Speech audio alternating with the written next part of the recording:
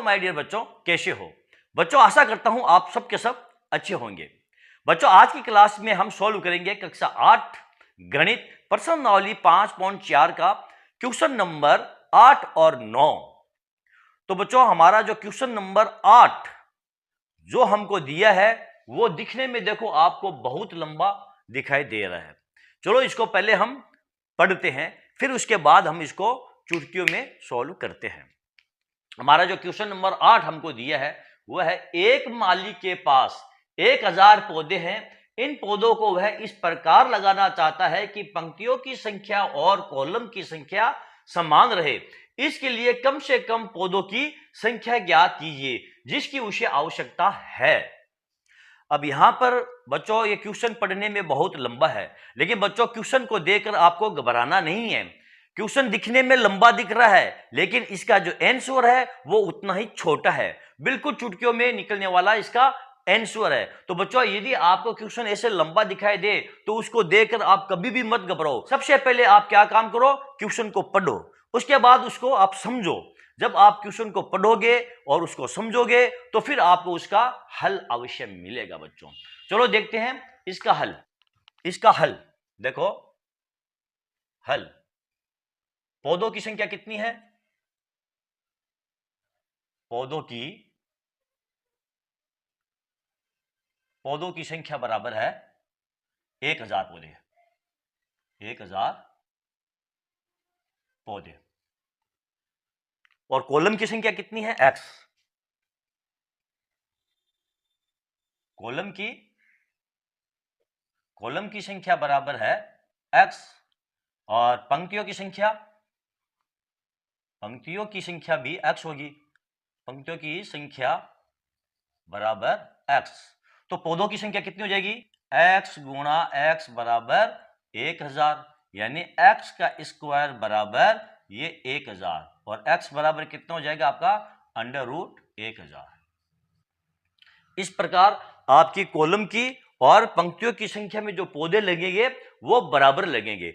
अब बच्चों हमको ये देखना है ये जो 1000 पौधे हैं ये पंक्ति और कॉलम में बराबर आते हैं या नहीं, यानी पंक्तियों की जितनी संख्या है उतनी संख्या में ही और पंक्तियों की संख्या और कॉलम की जो संख्या है उतनी संख्या में ये पौधे लगने चाहिए। अब हम देखते हैं ये पौधे बराबर आते हैं या नहीं आते हैं, हमें और कितने पौधों की आवश्यकता होती है, या इनमें कुछ पौधे बचते हैं या नहीं बचते हैं। लेकिन हमको तो सीधा सीधा इसमें पूछा गया है कम से कम पौधों की संख्या ज्ञात कीजिए जिसकी उसे आवश्यकता हो, यानी यहां पर ये पौधे कम हैं, हमें और कितने पौधे लेने होंगे आवश्यकता है। तो इसके लिए हम क्या करेंगे बच्चों, सबसे पहले इसका हम वर्गमूल ज्ञात करेंगे 1000 का।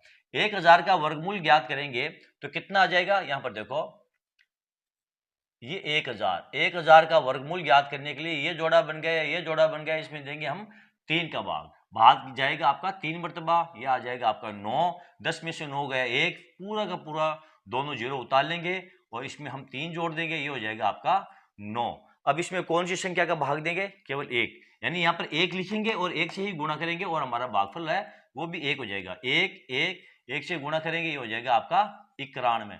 यहां पर कितना बच गया है, यहां पर बच गया आपके पास ये 9।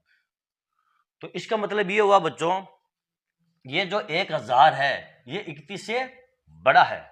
तो अगला इसका जो वर्ग है वो देखते हैं पूर्ण वर्ग संख्या कौन सी होगी। तो हम देखते हैं 32, अगली पूर्ण वर्ग संख्या 32। 32 का वर्ग कितना होता है, 32 का वर्ग होता है 1024। तो आप 1024 में से 1024 में से आप 1000 को घटा दो, 1000 बराबर ये 24, यानी कि माली को कितने पौधों की आवश्यकता होगी, 24 पौधों की और आवश्यकता होगी। तो बच्चों ये बिल्कुल छोटा सा इसका आंसर था, कोई लंबी चौड़ी इसमें कहानी नहीं थी बच्चों, केवल हमारा जो क्वेश्चन था वो लंबा था। हमारा क्वेश्चन लंबा था लेकिन आंसर इसका बहुत ही छोटा था। देखते हैं हमारा क्वेश्चन नंबर 9 उसका सॉल्यूशन कैसे निकलेगा बच्चों। वीडियो को आप अंत तक देखना बच्चों, वीडियो को आप बीच में स्किप मत करना। यदि आपने बीच में वीडियो को स्किप कर दिया तो बच्चों मेरा कुछ भी घाटा होने वाला नहीं है, लेकिन आपको नुकसान जरूर हो जाएगा, क्योंकि इस प्रकार आपको समझाने वाला किसी दूसरे वीडियो में नहीं मिलेगा। हमारा अगला प्रश्न 9। एक विद्यालय में 500 विद्यार्थी है। पीटी के अभ्यास के लिए उन्हें इस तरह से खड़ा किया गया कि पंक्तियों की संख्या कॉलम की संख्या के समान रहे। इस व्यवस्था को बनाने में कितने विद्यार्थियों को बाहर जाना होगा।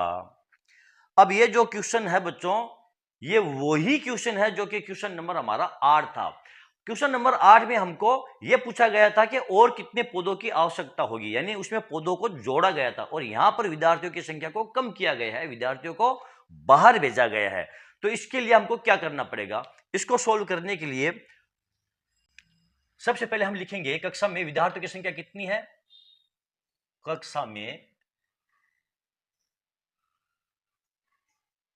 कक्षा में विद्यार्थियों की कुल संख्या कितनी है, बराबर ये है 500। अब कॉलम और विद्यार्थियों की संख्या बराबर करने के लिए हम क्या करेंगे, इस 500 का पहले हम वर्गमूल ज्ञात करेंगे। तो यहां पर हम 500 का वर्गमूल ज्ञात करते हैं। सबसे पहले 500 का हम वर्गमूल ज्ञात करेंगे तो कितना आ जाएगा, ये जोड़ा बना लेंगे और 2 से भाग देंगे तो भाग जाएगा हमारा 2 मर्तबा। यहां लिख देंगे 4, 5 से 4 गया 1, ये दोनों जीरो यहां पर उतार देंगे और इस 2 में हम 2 को जोड़ देंगे, ये हो जाएगा हमारा 4। अब कौन सी संख्या, यहां लिखेंगे हम 2 और 2 से ही हम इसको गुणा कर लेंगे तो ये हो जाएगा हमारा 84। 100 में से 10 में से 4 गए 6, 9, ये 16, कितने बच गए शेषफल, ये 16 बच गए। यानी कि 500 जो विद्यार्थी है, यदि इनको बराबर खड़ा किया जाए तो शेष जो विद्यार्थी है ये 16 विद्यार्थी बाकी हमारे पास रह जाते हैं। यानी इन 16 विद्यार्थियों को हमें बाहर करना पड़ेगा। इसका मतलब ये हुआ 500 माइनस ये 16 बराबर 500 में से 16 घटा देंगे तो ये हो जाएगा हमारा 484। कॉलम की संख्या के समान रहे, इस व्यवस्था को बनाने में कितने विद्यार्थियों को बाहर जाना होगा। तो यहां पर हमको 16 जो विद्यार्थी है इनको बाहर जाना होगा और बाकी जो 484 विद्यार्थी है ये 22 की संख्या में खड़े हो जाएंगे और कॉलम की संख्या भी हमारी कितनी हो जाएगी, 22 होगी। यानी 500 विद्यार्थी है, इन 500 विद्यार्थियों में से यदि हम 16 विद्यार्थी को बाहर भेज दें तो हमारे पास कितने विद्यार्थी बचेंगे, ये 484 विद्यार्थी बचेंगे। और इन 484 विद्यार्थियों का यदि हम वर्गमूल ज्ञात करते हैं तो वर्गमूल कितना आ जाएगा हमारा, ये 22 आ जाएगा।